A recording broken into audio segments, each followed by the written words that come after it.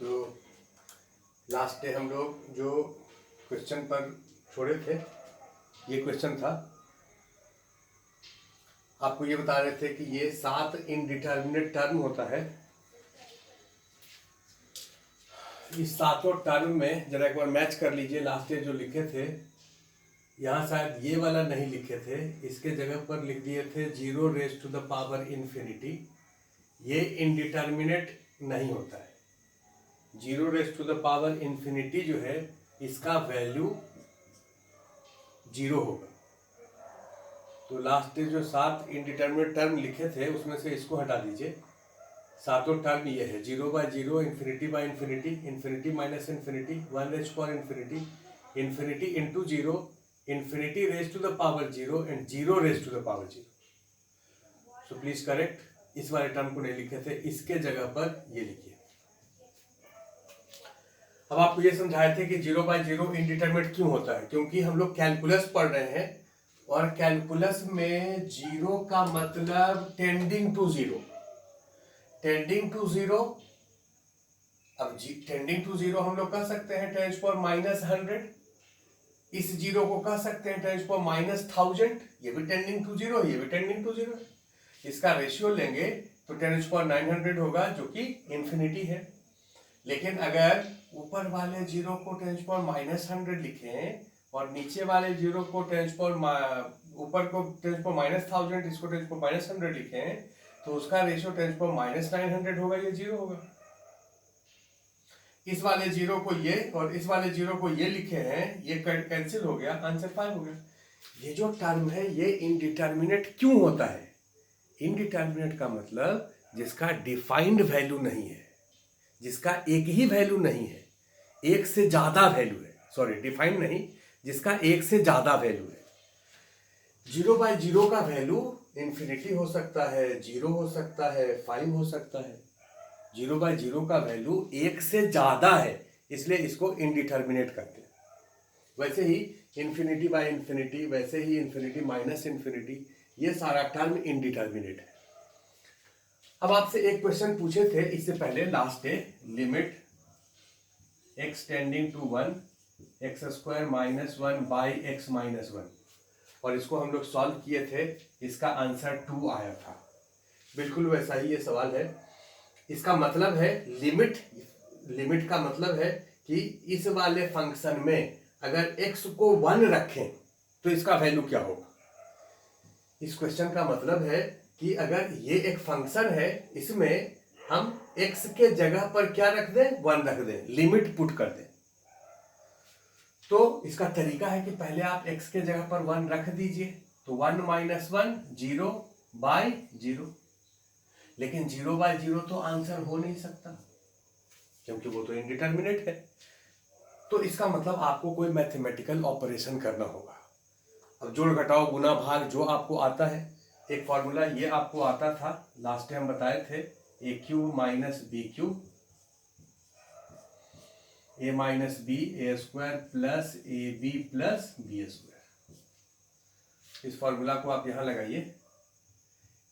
1 को 1³ कह सकते हैं, तो x - 1 x² plus x × 1 + 1 divided by x - 1। अब ऊपर और नीचे का ये टर्म कैंसिल हो जाएगा। जब तक ऊपर और नीचे का टर्म कैंसिल नहीं हो तब तक लिमिट नहीं आएगी।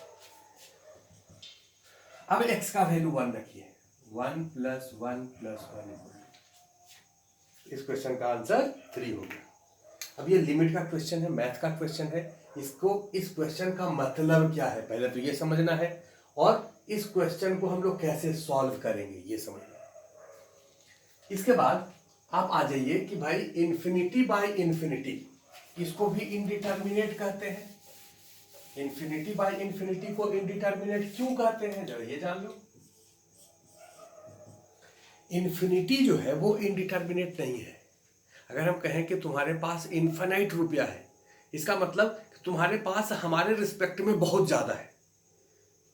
हमारे जैसे चींटी के रिस्पेक्ट में हिमालय पहाड़ का मास इन्फिनाइट है। ऑब्वियस सी बात है, उसको आप कंपेयर नहीं कर सकते चींटी और हिमालय पहाड़ में। हिमालय के रिस्पेक्ट में पूरे अर्थ का मास इन्फिनिटी है, उसको आप कंपेयर नहीं कर सकते। तो इन्फिनिटी जो है वो आंसर हो सकता है किसी क्वेश्चन का, लेकिन इन्फिनिटी बाय इन्फिनिटी किसी क्वेश्चन का आंसर नहीं हो सकता। अब सवाल ये उठता है कि सर इन्फिनिटी किसी क्वेश्चन का आंसर हो सकता है, लेकिन हम लोग तो अब तक पढ़े थे कि इन्फिनिटी अनडिफाइंड होता है। Undefined, point to be noted. आपको अभी हम वर्ड सिखा रहे हैं, फिजिक्स में कौन कौन सा वर्ड यूज होगा वो सिखा रहे हैं। अनडिफाइंड एंड इनडिटर्मिनेट, ये दोनों अलग अलग वर्ड है। अनडिफाइंड जिसको कि डिफाइन नहीं कर सकते, जिसको कि डिफाइन नहीं कर सकते, और इनडिटर्मिनेट का मतलब जिसका वैल्यू है लेकिन अभी आपको पता नहीं है, जिसका वैल्यू है लेकिन अभी आपको पता नहीं है। जैसे अगर हम कहें कि 3/0 तो आप कहोगे सर इन्फिनिटी। 5/0 ये भी इन्फिनिटी। 10/0 ये भी इन्फिनिटी। किसी को भी 0 से डिवाइड करते हैं तो वो इन्फिनिटी होता है। ऐसा इसलिए होता है क्योंकि हम लोग कैलकुलस में अगर कोई नंबर लिखते हैं का मतलब एग्जैक्टली नहीं है। जैसे ये 0 है तो 0 का मतलब टेंडिंग टू 0, तो टेंडिंग टू 0 का मतलब हो गया सपोज 10⁻100 है तो इसको टेंडिंग टू 0 कहेंगे। अब तुम कहोगे सर इसको टेंडिंग टू 0 लिखे हैं तो इसको भी लिखिए, ठीक है। इस 3 को टेंडिंग कर देते हैं, 3.001, ये लो, ये टेंडिंग टू 3 है। अब इसका अगर रेशियो लोगे तो ये 10⁻100 हो जाएगा ऊपर, तो 3 × 10⁻100 वो कितना हो गया, इन्फिनिटी। ये डिनोमिनेटर जो है ये टेंडिंग टू 0 है, और जब टेंडिंग टू 0 होगा तो इसका आंसर टेंडिंग टू इन्फिनिटी होगा। लेकिन अगर हम कहें कि ये जो 0 है, ये 0 ये टेंडिंग टू 0 नहीं है, ये एग्जैक्ट 0 है, एग्जैक्टली 0 है। अभी ये टेंडिंग टू 0 था, अगर ये एग्जैक्टली 0 हो जाए तब ये जो वैल्यू है ये इन्फिनिटी होगा, लेकिन वो इन्फिनिटी अनडिफाइंड होगा। जरा देखो ये वाला जो 0 है इसको अगर हम लिख लें 10⁻1000, ये -100 था तो इसका आंसर आ गया, इसको हम लोग 3 मानते हैं तो 3 × 10⁻100 हो गया, और ये सपोज करो -1000 है तो 5 × 10⁻1000 हो गया। अब देखो कि ये भी इन्फिनिटी है, ये भी इन्फिनिटी है, लेकिन ये वाला इन्फिनिटी इससे बड़ा है। ये इन्फिनिटी क्या है, इससे बड़ा है। लेकिन अगर इस नंबर को हम और घटाते जाए 10⁻5000, 10⁻10,000 और कम करते जाओ, जैसे जैसे कम करोगे वैसे वैसे इन्फिनिटी बढ़ेगा। अगर इसका वैल्यू एग्जैक्टली 0 कर दें, एग्जैक्टली 0, तब ये जो इन्फिनिटी हो जाएगा ये अनडिफाइंड हो जाएगा। अभी तक ये डिफाइंड है, अभी तक इसका वैल्यू है, इस वाले इन्फिनिटी का वैल्यू ये है, इस वाले इन्फिनिटी का वैल्यू ये है। तो अगर कहीं हम इन्फिनिटी लिख रहे हैं तो उसका कुछ ना कुछ वैल्यू है, लेकिन अगर हम इन्फिनिटी को कह रहे हैं कि ये इन्फिनिटी अनडिफाइंड है का मतलब डिनोमिनेटर में जो 0 है ये एग्जैक्ट 0 है। जैसे tan 90 डिग्री ये इन्फिनिटी होता है, और इस इन्फिनिटी को अनडिफाइंड करते हैं। क्या कहते हैं, अनडिफाइंड करते हैं। तो इसमें फर्क है, इसमें और इसमें। यहां पर जो हम लिख रहे हैं वो ये वाला चीज नहीं लिख रहे हैं, यहां हम लिख रहे हैं ये वाला चीज। ये इन्फिनिटी डिफाइंड है, ये इन्फिनिटी भी डिफाइंड है, लेकिन इसका रेशियो इनडिटर्मिनेट है। क्या है, इनडिटर्मिनेट। तो ये क्यों इनडिटर्मिनेट है अगर पूछें तो कहोगे सर देखिए इस इन्फिनिटी को लिखो कुछ अपने मन से, 10⁻100, इसको लिखो 10⁻1000। देखो ये भी इन्फिनिटी, ये भी इन्फिनिटी, इसका रेशियो लो 10⁻−900, ये बहुत छोटा है, क्या हम इसको कह सकते हैं टेंडिंग टू 0? तो infinity by infinity tending to 0 हो गया। लेकिन अगर ऊपर वाले को लिखे 1000, नीचे वाले को लिखे 100, तो 10⁻900 ये टेंडिंग टू इन्फिनिटी हो जाएगा। अगर ऊपर वाले को लिखें 5 इंटू 10⁻100, नीचे वाले को लिखें 10⁻100, इसका वैल्यू 5 हो जाए। तो इन्फिनिटी बाय इन्फिनिटी 0 भी हो सकता है, इन्फिनिटी भी हो सकता है, 5 भी हो सकता है, 2 भी हो सकता है, इसका बहुत सारा वैल्यू पॉसिबल है, इसलिए इसको इनडिटर्मिनेट कहेंगे। क्या कहेंगे? इनडिटर्मिनेट कहेंगे। अब सवाल उठता है कि सर कोई ऐसा सवाल दिखाइए जिसमें कि ये वाला टर्म आए। इसके लिए हम आपको 2 क्वेश्चन दिखाए थे। इसके लिए देखो एक क्वेश्चन दिखा रहे हैं। क्वेश्चन है limit x tending to infinity x² + 5 by 3x² + 2x + 1। इस क्वेश्चन का आंसर क्या हो? ये लिमिट का क्वेश्चन है और आपको इस क्वेश्चन का आंसर करना है। आप देखिए, हम इसको सॉल्व करके आपको दिखा रहे हैं इस तरह के क्वेश्चन कैसे करते हैं। सबसे पहला स्टेप तो ये है कि x के जगह पर यहाँ इंफिनिटी रखिए। लिमिट के किसी भी क्वेश्चन का पहला स्टेप यही है कि x के जगह पर क्या रखिए? इंफिनिटी रखिए। तो यहाँ इंफिनिटी रख दिए, इंफिनिटी का स्क्वायर, इसको लिखेंगे ना जी, इंफिनिटी का स्क्वायर + 5, इसको लिखेंगे 3 इंफिनिटी का स्क्वायर 2 इंफिनिटी + 1। इंफिनिटी का स्क्वायर तो इंफिनिटी होगा, इंफिनिटी को इंफिनिटी से गुना करोगे तो इंफिनिटी होगा, इंफिनिटी में इंफिनिटी सम करोगे तो इंफिनिटी होगा।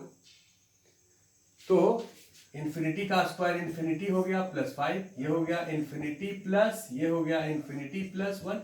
अब इंफिनिटी में 5 जोड़ो, 50 जोड़ो, 100 जोड़ो, 200 जोड़ो, इंफिनिटी ही रहेगा। तो ऊपर भी इंफिनिटी, नीचे भी इंफिनिटी। इसका आंसर क्या इंफिनिटी बाय इंफिनिटी हो सकता है? नहीं। तो अब आप सोचिए कि इसमें हम कौन सा मैथमेटिकल ऑपरेशन करें जिससे कि इसका फाइनाइट आंसर आ जाए। क्या कर रहे हैं सो देखो, अब इसका सोल्यूशन करते हैं। ये जो आंसर लाए ये सही नहीं है, ये गलत है, ये आंसर नहीं लिख सकते। कैसे सॉल्व करेंगे अब इसको? देखो इस तरह के क्वेश्चन को आप क्या करिए, यहां से x² को बाहर ले लीजिए। पहले सवाल लिख देते हैं, limit x tending to infinity, यहां से x² को कॉमन ले लो तो बचेगा 1 + 5/x², और यहां से भी x² को कॉमन ले लो, बचेगा 3 + 2/x + 1/x²। क्या इसमें से कॉमन लेना आया? जिसको कॉमन लेना नहीं आता है जरा यहां देख लो। जैसे अगर तुमसे कहें कि 5 है और इसमें से आम कॉमन ले लो, आम, तो क्या करो, आम को बाहर निकाल दो और 5 को आम से डिवाइड कर दो। अगर किसी भी क्वांटिटी में से कुछ कॉमन लेना है तो मतलब उतने से डिवाइड कर दीजिए। जैसे ये 2x था, हम कहें 2x में से x² कॉमन ले लो, तो 2x में से x² को कॉमन ले लिए तो इसको x² से डिवाइड कर दिए, ये कैंसिल हो गया, फिर से 2x हो गया। यहां पर 1 में से x² को कॉमन लिए, तुमसे कहें 1 है, इसमें से x² को कॉमन ले लीजिए, तो भाई x² को ले लीजिए और 1/x² लिख दीजिए। जितना कॉमन लिया उतने से डिवाइड कर दीजिए, सिंपल सा फंडा है। तो x² से x² कैंसिल हो गया।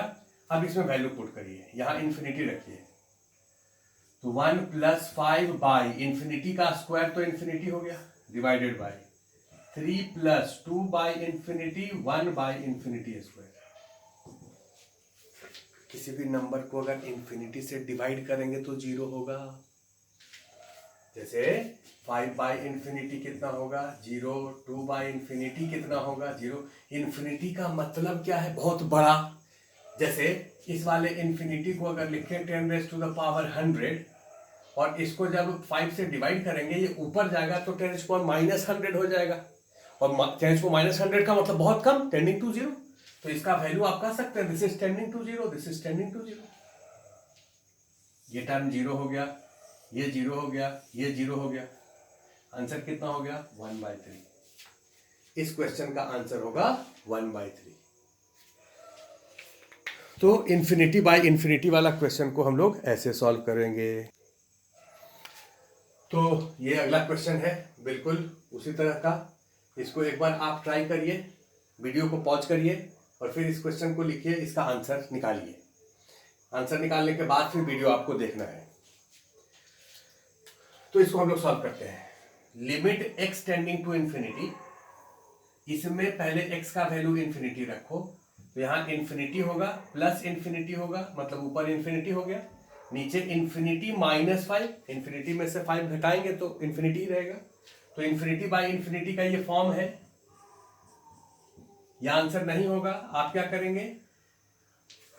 करेंगे, न्यूमरेटर में मैक्सिमम पावर कितना है ये देखो, मैक्सिमम पावर है 3, तो जितना मैक्सिमम पावर है उसको कॉमन ले लो, x³ बाहर ले लिए तो 3 प्लस यहां से x³ बाहर ले लो तो 2x by x³ 2/x² plus 1/x³ divided by, यहां से x³ बाहर ले लीजिए 1 - 5/x³। Maximum power numerator denominator से बाहर ले लेते हैं ऐसे वाले क्वेश्चन में, इसको आप कैंसिल कर दीजिए। मैथमेटिक्स प्रैक्टिस का चीज है, किस वाले क्वेश्चन को किस तरीके से सॉल्व किया जाता है ये आपको प्रैक्टिस से ही आएगा। तीनों सब्जेक्ट जो है फिजिक्स, केमिस्ट्री और मैथ, उसको पढ़ने का तरीका थोड़ा थोड़ा अलग है। Math 100% practice, physics 100% conceptual. आप एक चैप्टर नहीं पढ़ेंगे तो अगला चैप्टर आपको समझ नहीं आएगा, गारंटी है, लेकिन मैथ में इसका गारंटी नहीं है। आप अगर जो है कोऑर्डिनेट नहीं पढ़े हैं तो कैलकुलस समझ आएगा, और कैलकुलस नहीं पढ़े हैं तो ट्रिगोनोमेट्री समझ आएगा, और ये दोनों भी नहीं पढ़े हैं तो आपको प्रोबेबिलिटी समझ आएगा। सब टॉपिक अलग अलग है, उसमें लिंक नहीं है, अलग अलग टॉपिक है। लेकिन आप काइनेमेटिक्स नहीं पढ़ेंगे, लॉज ऑफ मोशन नहीं पढ़ेंगे तो आगे का कोई मैकेनिक्स समझ नहीं आएगा, और मैकेनिक्स समझ नहीं आया तो आगे का चैप्टर्स आपका जो है वो कॉन्फिडेंस नहीं आएगा, समझ भी आ जाए तो कॉन्फिडेंस नहीं आएगा। फिजिक्स पढ़ने के लिए हम अभी भूमिका बना रहे हैं, प्लेटफॉर्म बना रहे हैं कि फिजिक्स कैसे पढ़ा जाए, तो उसके लिए आपको कुछ कुछ टर्म पता होना चाहिए। ये मत सोचना कि हम लिमिट पढ़ा रहे हैं, ये मत सोचना। लिमिट में हम 2-4 सवाल से लिमिट थोड़े होगा। आप जब 12th में जाएंगे तो लिमिट आपको घंटों मीन्स करीब 1-1.5 महीना तक लिमिट और फंक्शन चलेगा। फंक्शन सबसे बड़ा टॉपिक है कैलकुलस का, हम फंक्शन शुरू करते ही खत्म कर दिए, हम कुछ नहीं पढ़ाए फंक्शन, केवल टर्म आपको बताए। तो अभी हम केवल टर्म ही आपको बता रहे हैं, और टर्म बताने में ही 10-12 क्लास लगेगा, उसके बाद हम लोग फिजिक्स शुरू करेंगे।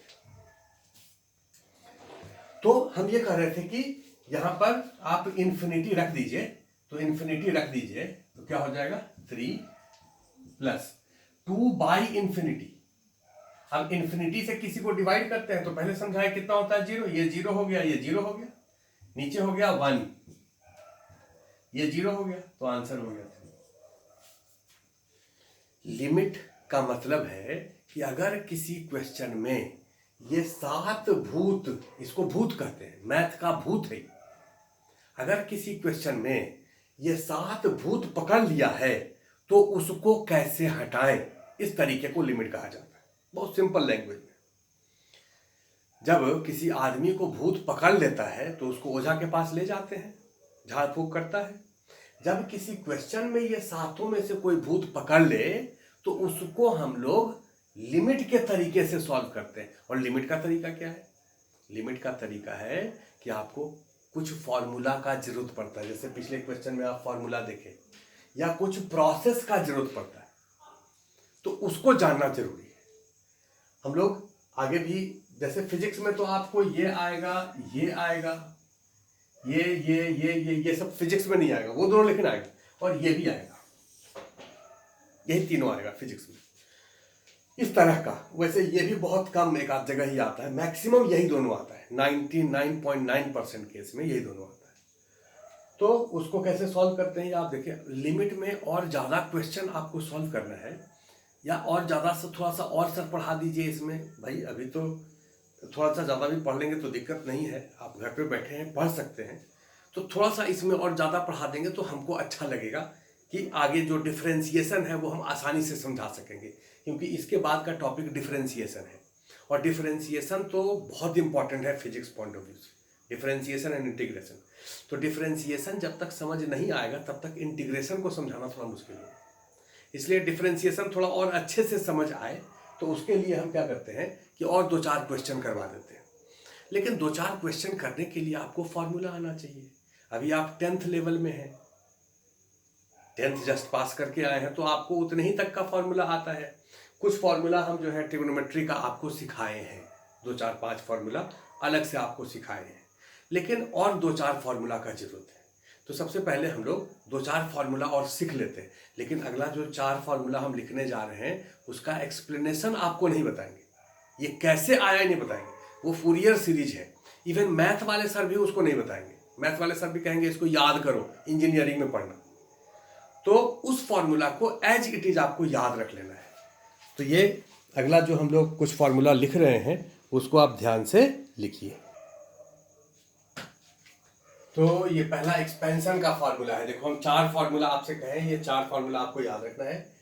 आप लिखिए एक्सपेंशन फॉर्मूला। सबसे पहला है if n is positive integer.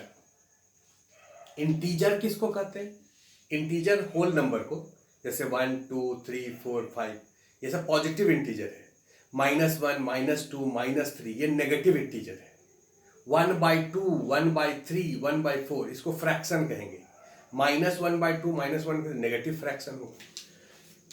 If n is positive integer, positive integer का मतलब n का वैल्यू या तो 1 हो जाए, 2 हो जाए, 3 हो जाए, 4 हो जाए, इस तरह से, तब 1 + n का पावर n इसका एक्सपेंशन होता है। इसको बाइनोमियल एक्सपेंशन कहते हैं। इस एक्सपेंशन को क्या कहते हैं? इसका नाम है बाइनोमियल एक्सपेंशन। 1 + nx, ये जो n है पावर जो है इंटू x हो जाएगा, फिर n into n-1 by factorial 2 x²। n-1 n- मतलब ऊपर में जो है n घटते जाएगा। शुरू में n था, फिर n इंटू n-1 हुआ, n इंटू n-1 n-2 हुआ, और नीचे बढ़ता जाएगा फैक्टोरियल 2 फैक्टोरियल 3 फैक्टोरियल 4। ये कहां तक जाएगा? Up to n+1 term. मतलब अगर n का वैल्यू 5 है तो ये 6 टर्म तक जाएगा, अगर n का वैल्यू 6 है तो ये 7 टर्म तक जाएगा। लेकिन अगर n नेगेटिव इंटीजर है, मतलब n का वैल्यू -2 है, या फ्रैक्शन है, फ्रैक्शन का मतलब कोई भी फ्रैक्शन पॉजिटिव या नेगेटिव, जैसे अगर हम लिख दें यहाँ n का वैल्यू सपोज करो -2 है, या -1/2 है, नेगेटिव फ्रैक्शन हो गया, या 1/3 पॉजिटिव फ्रैक्शन हो गया, इस तरह का अगर कुछ वैल्यू है तो ऐसे ही लिखाएगा जैसे यहां लिखा है, बिल्कुल वही है, लेकिन यहां अप टू n+1 टर्म नहीं, यहां इंफिनिटी तक जाता है। This will go to infinite term.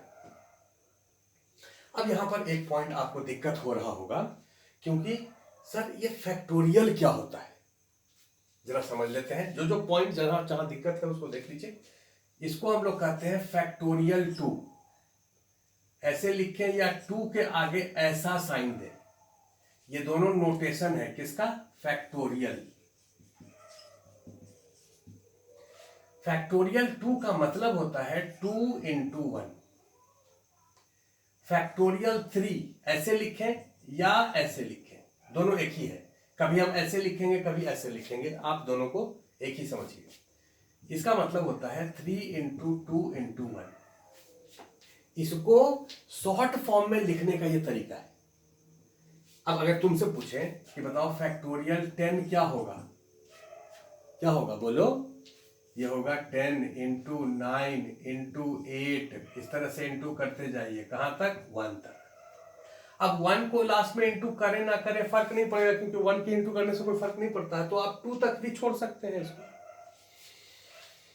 ये हो गया फैक्टोरियल का मतलब। एक चीज इसमें और, अगर तुमसे पूछें कि फैक्टोरियल 1 कितना होगा, तो आंसर है 1। अगर तुमसे पूछें, इसको देखो रेड पेन से लिख रहे हैं, फैक्टोरियल 0 कितना होगा, इसका आंसर होता है 1 स्टार। ये बात आपको याद रखना है। अगर इस बात को आपको मैथ वाले सर एक्सप्लेन करके बताएंगे, अभी हम फिलहाल कर रहे हैं, इसको याद रखिए। फैक्टोरियल 0 कितना होता है? 1। तो फैक्टोरियल का मतलब समझ आ गया। ये जो एक्सपेंशन है ये ऐसा होता है, ये आप कहां पढ़ेंगे? मैथमेटिक्स में 11th में ही अलजेब्रा में एक चैप्टर है बाइनोमियल एक्सपेंशन, पूरा चैप्टर है। वो पूरा आपको चैप्टर इसके बारे में पढ़ना है। हम केवल उसका एक फॉर्मूला यहाँ लिखे हैं, इस फॉर्मूला को बाइनोमियल एक्सपेंशन का फॉर्मूला कहते हैं। यहाँ पर लिमिट में ये पूरा फॉर्मूला का यूज नहीं होना है, यहाँ पर आपको थोड़ा सा पार्ट यूज होना है। जैसे ये जो फॉर्मूला आप लिखे हैं या ये जो फॉर्मूला लिखे हैं, इसको अगर हम ऐसे लिखे, देखो यहाँ स्टार करके लिख रहे हैं, आपको लिमिट के लिए ये याद रखना है 1 + x का पावर n, और यहां लिख दें limit x tending to 0, limit x tending to 0, तो इसका वैल्यू होगा 1 + nx के बराबर। ये फॉर्मूला जो है ये लिमिट का है। फॉर्मूला क्या है कि अगर 1 + x का पावर n लिखा है और x अगर कम है, x क्या है, कम है, तो इसका वैल्यू होता है 1 + nx, ये पावर को इससे मल्टीप्लाई करके। ये कैसे आया अगर तुमसे पूछे, ये फॉर्मूला कैसे आया सर, तो ये फॉर्मूला इसी बाइनोमियल एक्सपेंशन से आता है। चलो देखो, अगर x का वैल्यू बहुत कम है, टेंडिंग टू 0 है, तो उसका स्क्वायर करेंगे तो और कम हो जाएगा, क्यूब करेंगे तो और कम हो जाएगा। जैसे जैसे पावर बढ़ाएंगे उसका, वैसे वैसे उसका वैल्यू घटेगा। अगर कोई नंबर 1 से कम है तो उसका स्क्वायर करने से घटता है। जैसे 1/2 है, इसका स्क्वायर करोगे तो ये 1/4 हो जाएगा, ये 1/2 से घट जाएगा। लेकिन अगर कोई नंबर 1 से ज़्यादा है, जैसे 2, उसका अगर स्क्वायर कर दो तो ये 2 से ज़्यादा हो जाएगा। तो यहाँ तो भाई x टेंडिंग टू 0 है, टेंडिंग टू 0 का मतलब समझते हो, बहुत छोटा है। तो अगर x बहुत छोटा है का मतलब सपोज 10⁻⁻100 है, इसका स्क्वायर करेंगे तो स्क्वायर करेंगे तो वैल्यू और घट जाएगा। कितना हो जाएगा, 10⁻²00। ये जो टर्म है ये इसके रिस्पेक्ट में बहुत छोटा हो गया। तो जब x का वैल्यू टेंडिंग टू 0 हो जाए तो ये सब टर्म, ये जो यहां से इधर वाला टर्म है, इसको हम लोग छोड़ देते हैं। इसलिए क्योंकि x अगर कम हो गया तो उसका स्क्वायर और घट जाएगा, ये क्यूब और घट जाएगा, जैसे जैसे आगे जाएंगे पावर घटता जाएगा। तो ये वैल्यू, ये वैल्यू, ये सब वैल्यू हम छोड़ देते हैं, केवल इस दोनों को कंसीडर करते हैं, पहला दोनों को इसको कंसीडर करते हैं। क्योंकि अब इस चीज का यूज आपको फिजिक्स के हर जगह पर होगा, इसलिए इस बात को समझना जरूरी है कि अगर x कम है तो x के रिस्पेक्ट में x² को छोड़ दिया जाता है। अभी हम क्या सिखाए कि अगर x कम है तो x के रिस्पेक्ट में x² को छोड़ दिया जाता है। पहले इसको एक बार जरा लिख लें, तब इसको आगे एक्सप्लेन करते हैं। तो हम एक पॉइंट बोल रहे थे कि अगर x का वैल्यू कम है तो x के रिस्पेक्ट में x² को छोड़ देते हैं। इस बात को एक्सप्लेन कर रहे हैं। सपोज करिए y = x + x², y x का फंक्शन है ऐसा।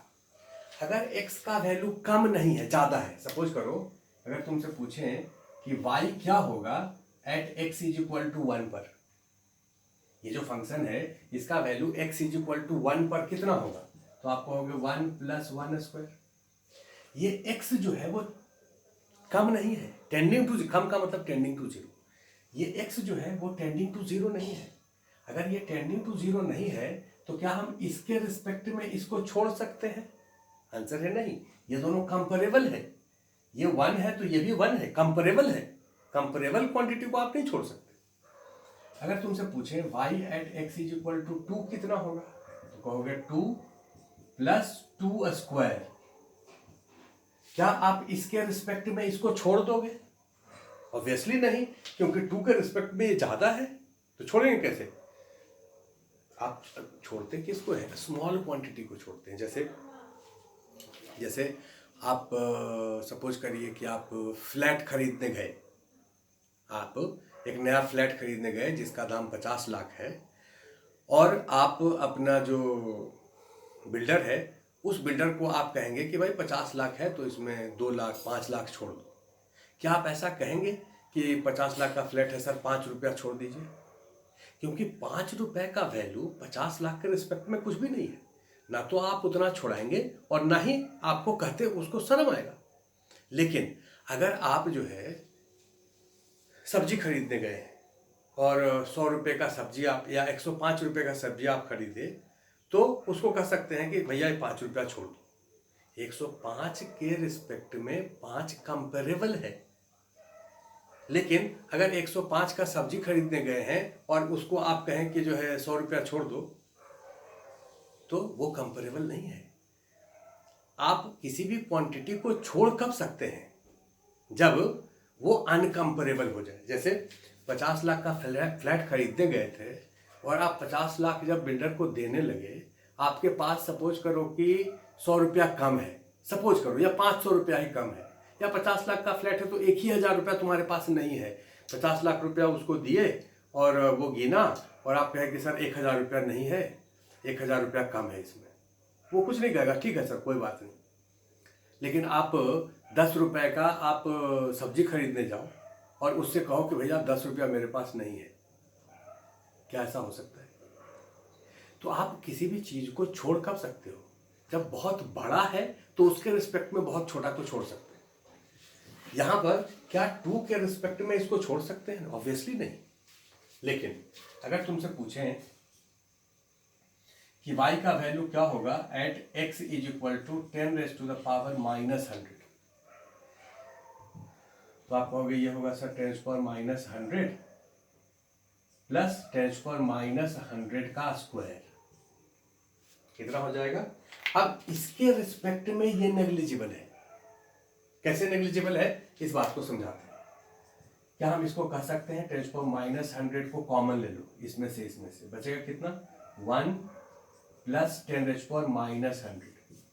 देखो जरा ध्यान से, 10 पावर -100 को ले लिए, यहां से 10 पावर -100 को बाहर लिए तो इतना बच गया। अब ये बताओ कि 1 के रिस्पेक्ट में 10 पावर -100 तो नेग्लिजिबल है। 10 पावर -100 का मतलब 0.101, तो एक में उतना जोड़ दें या नहीं जोड़ें कोई फर्क नहीं पड़ेगा। तो क्या हम इसको 1 कह सकते हैं? 10 पावर -100 इसको लिखेंगे 1, ऐसा कह सकते हैं? बिल्कुल कह सकते हैं। अब 1 से इसको अगर गुना करेंगे तब कितना होगा? 10 पावर -100। इसका मतलब इसका जो वैल्यू है वो तो इतना ही आप ले आए ना। इसका मतलब इसको आप छोड़ दिए इसके रिस्पेक्ट में। कब छोड़ दिए? जब x बहुत कम था। लेकिन x बड़ा था तब क्या आप छोड़े थे? नहीं। तो x स्क्वायर जो है वो x के रिस्पेक्ट में छोड़ दिया जाएगा अगर x बहुत कम है तब। ये बात क्लियर हुआ? अब कुछ लोगों के दिमाग में एक बात और चल रहा होगा कि सर यहां पर तो आप देखिए 1 के रिस्पेक्ट में इसको छोड़ दिए, 1 के रिस्पेक्ट में इसको छोड़ दिए क्योंकि ये बहुत कम था।